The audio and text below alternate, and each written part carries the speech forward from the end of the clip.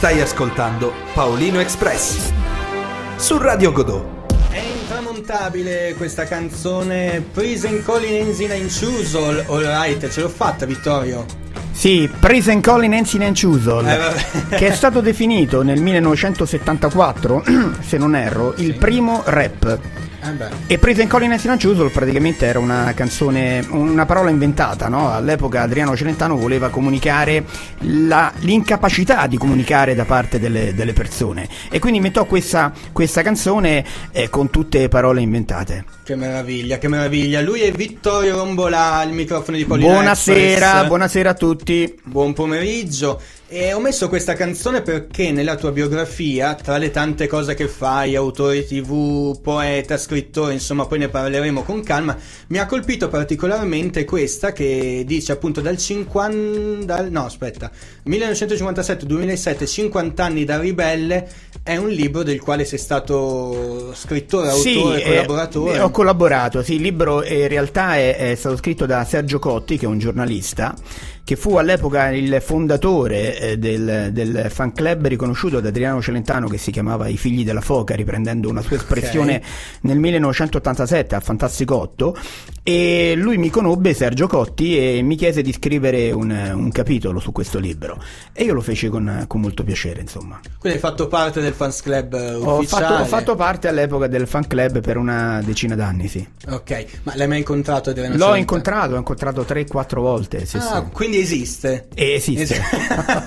No, che aleggia sempre un po' quest'aura, no? Tra l'altro ho letto, pensa che a casa sua mi sembra che dorme in una stanza che è separata da 3 porte. L'hai sentita sta cosa? No, non lo so, perché io a casa sua non ci sono mai stato. Certo. Però, no, vabbè, ma c'è anche chi c'è stato. Però sì, diciamo che so che ha una casa abbastanza originale, no? Abbastanza eccentrica, quindi è probabile questa cosa. Specchio della sua personalità, d'altronde.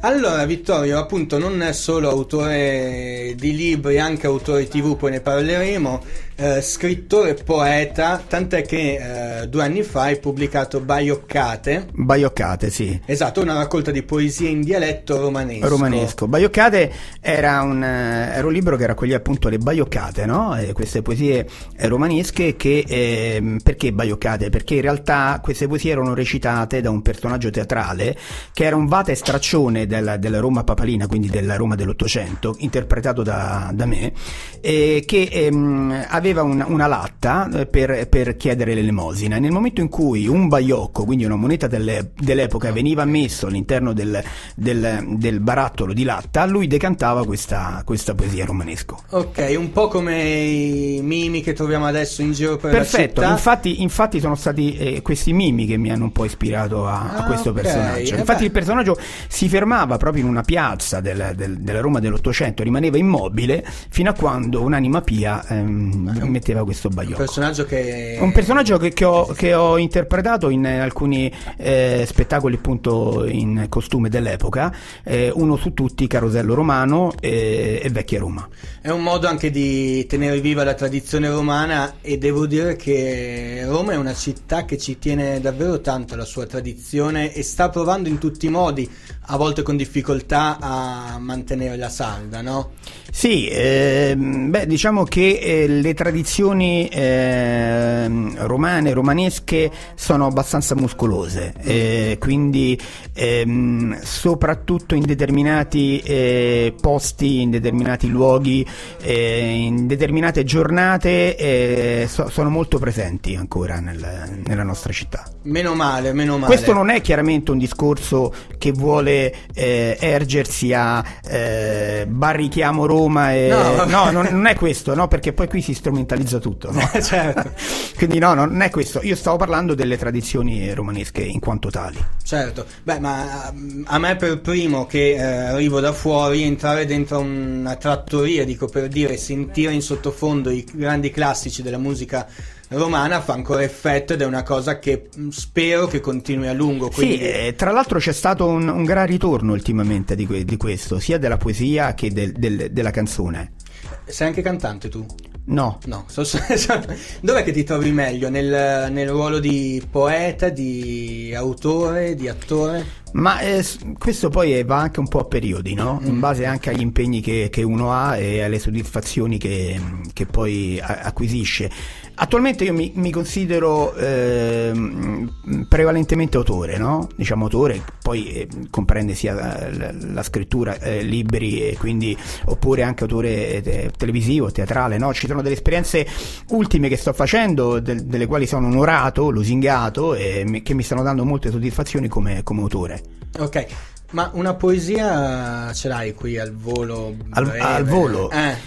Sì, no, allora, dato che stiamo parlando di Roma, okay, anche dei suoi alimenti, come ad esempio il vino, no? Il vino dei Castelli, no? Certo. Il vino dei Castelli. Allora dico questa breve baioccata.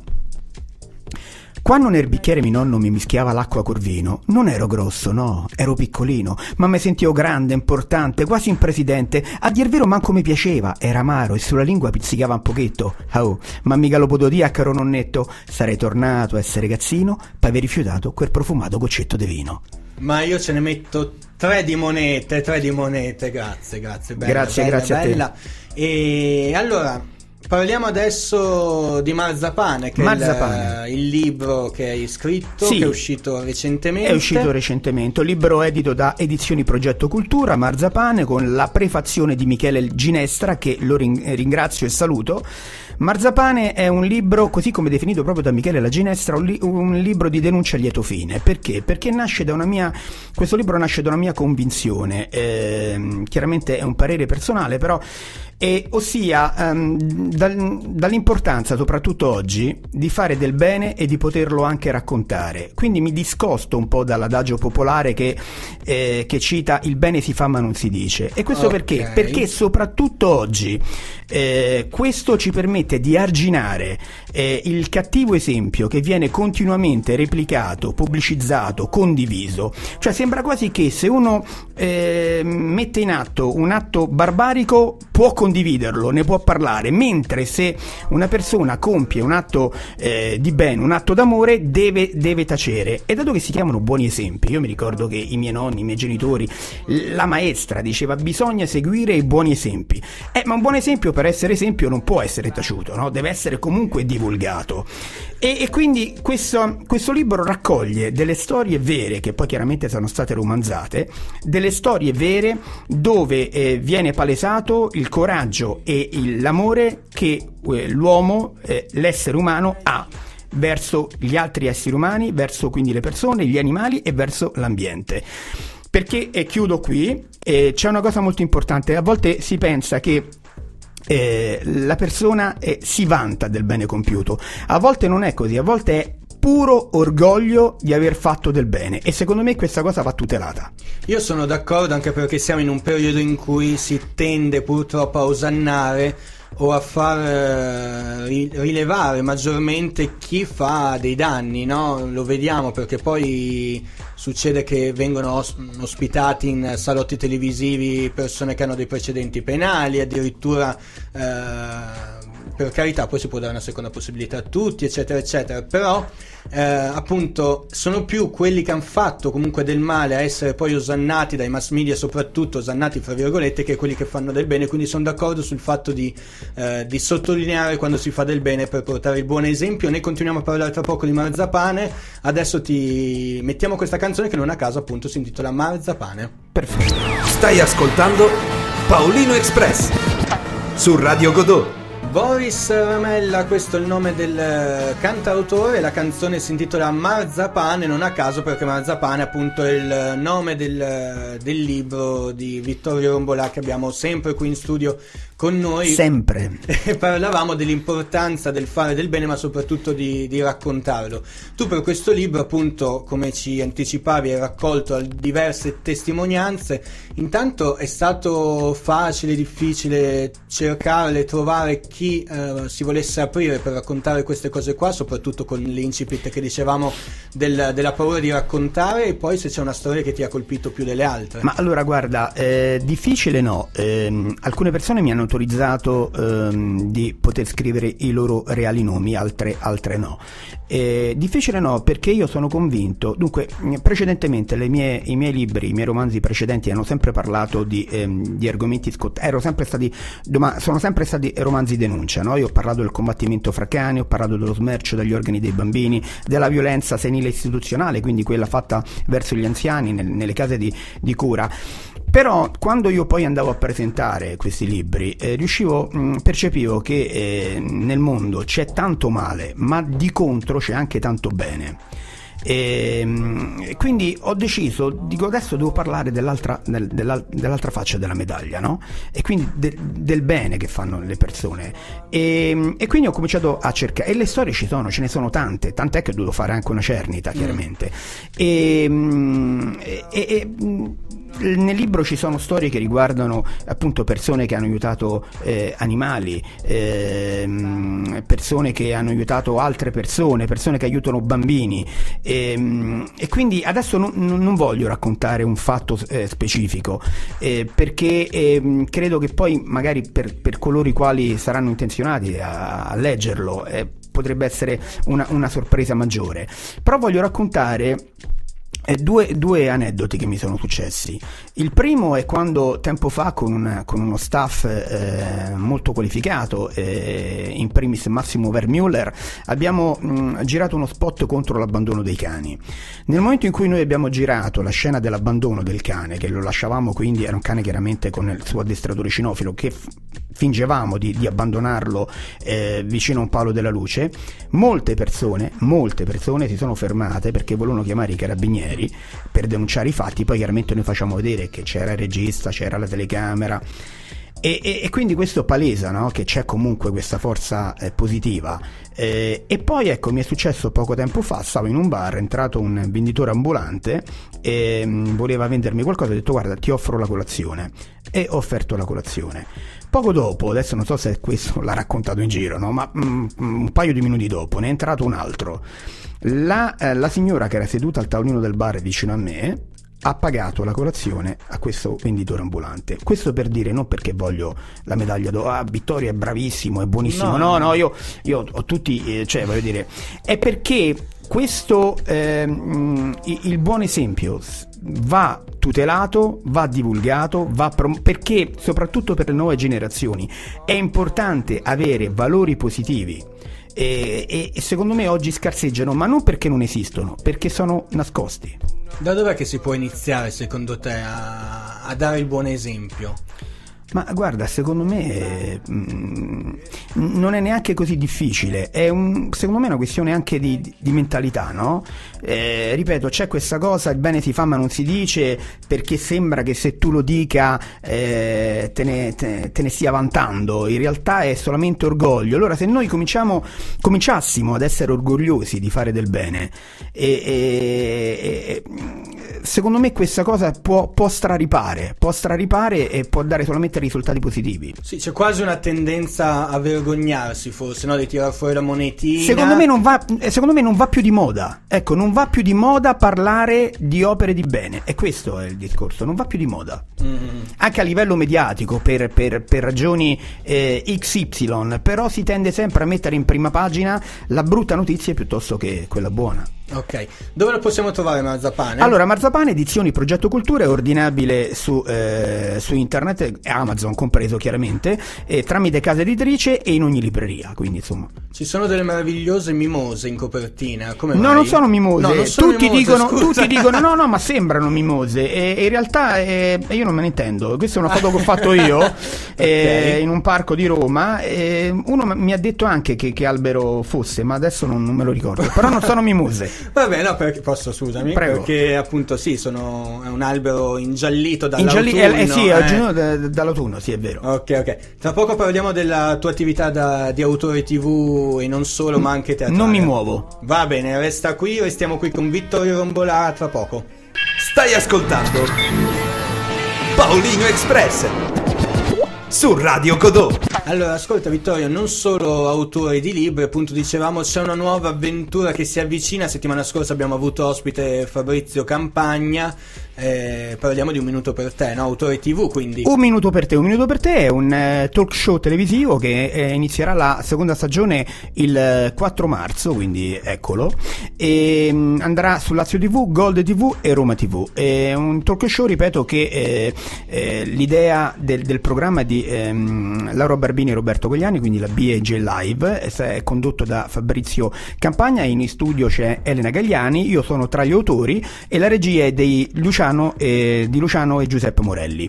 Ripeto, un talk show televisivo dove si parla di tanto, si parla di animali, si parla di libri, di teatro, di curiosità, e sveliamo che tu sarai tra gli ospiti, no? Sì, di Un minuto per te, esatto. nella rubrica che parla del web, mondo web. E quindi invito tutti i radioascoltatori a seguirci appunto dal 4 marzo, perché ripeto, un talk show dove ci sono rubriche molto molto interessanti. Cioè praticamente è uno spazio per tutti, diciamo, chi ha voglia di raccontarsi o dire un qualcosa, voi gli date i 60 secondi. Noi diamo i 60 secondi che chiamiamo liturgici, no? Nel nostro linguaggio autoriale, e queste persone possono raccontare, e vengono persone già note o persone anche che si vogliono far conoscere, e hanno questa vetrina che è molto accattivante. Ma certo, un po' una sorta di palchetto, no? Esatto. Dove potersi raccontare, quindi vi suggerisco di seguirlo. C'è anche la pagina Facebook di Un minuto per te, quindi dal 4 marzo potete poi vederlo anche in TV, e non solo agli amici di Roma, perché andrà anche in streaming. Esatto, sì, in streaming, esatto. Ok, allora chiuderei invece con il teatro, anche perché c'è un importante appuntamento con niente po' di meno che con Enzo Salvi, che Enzo salutiamo, Salvi. che ho visto che ha commentato qualche post su Facebook inerente all'invito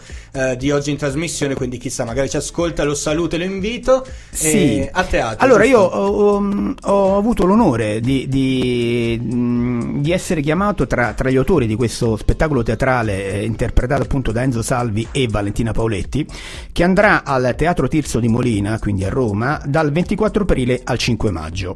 Il titolo è Io un attore cane, ed è uno spettacolo teatrale che parla di animali e lo fa in modo comico, ma è uno spettacolo che fa riflettere anche molto le persone e quindi il pubblico che ci verrà a vedere. E il capoautore è Mariano D'Angelo, in collaborazione io collaboro con lui ai testi, così come è chiaramente Enzo Salvi, Valentina Paoletti e Massimiliano Mereu. La regia è di Claudio Insegno, è una produzione M Robot, e l'ufficio stampa sarà curato da Federica Rinaudo. Quindi ripeto, dal 24 aprile al 5 maggio al Teatro Tirso di Molina, Io un attore cane con Enzo Salvi e Valentina Paoletti, che è un rinomato amante degli animali. Sì, infatti questo spettacolo Enzo Salvi lo ha dedicato a Victor, il suo pastore tedesco che è scomparso da non molto.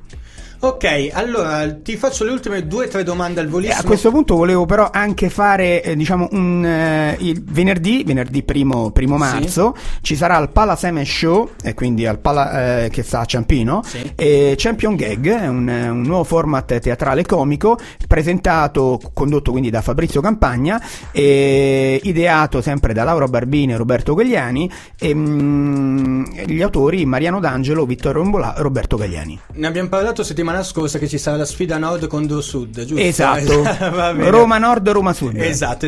Allora, le ultime 2 domande al volo, visto che si parla anche di viaggi qui a Paolino Express, volevo chiederti, spostandoci da tutto ciò che abbiamo raccontato fino ad adesso, se hai un viaggio che ti è rimasto nel cuore e cosa non manca mai nella valigia di Vittorio Rombolà. Allora, un viaggio che mi è rimasto nel cuore è la Scozia. Ok. E se parliamo d'Europa, mentre se parliamo di viaggi più lontani, sono stato in Indonesia, all'isola di Bali, e voglio dire, anche lì stiamo parlando di un paradiso, no? Chiaramente Scozia e Bali, stiamo parlando di cose antitetiche, completamente esatto. opposte, ma io credo che poi alla fine, quando si viaggia quando si viaggi per piacere, ogni meta diventa paradisiaca, no? Perché comunque si stacca, perché comunque si viene a contatto con culture e modi diversi, e tutto questo è molto affascinante. Cosa non manca mai nella mia valigia? Ma guarda, io sono uno che ama viaggiare leggero, quindi la cosa più leggera è lo spazzolino da denti. Allora diciamo che non manca mai lo spazzolino da denti. Va bene, grazie a Vittorio Rombolà. Allora ci vediamo a teatro, ci leggiamo sul libro. Sì, vediamoci in TV, ovunque. Ovunque. Vittorio Rombolà a Paolino Express, grazie mille. Buonasera a tutti, grazie.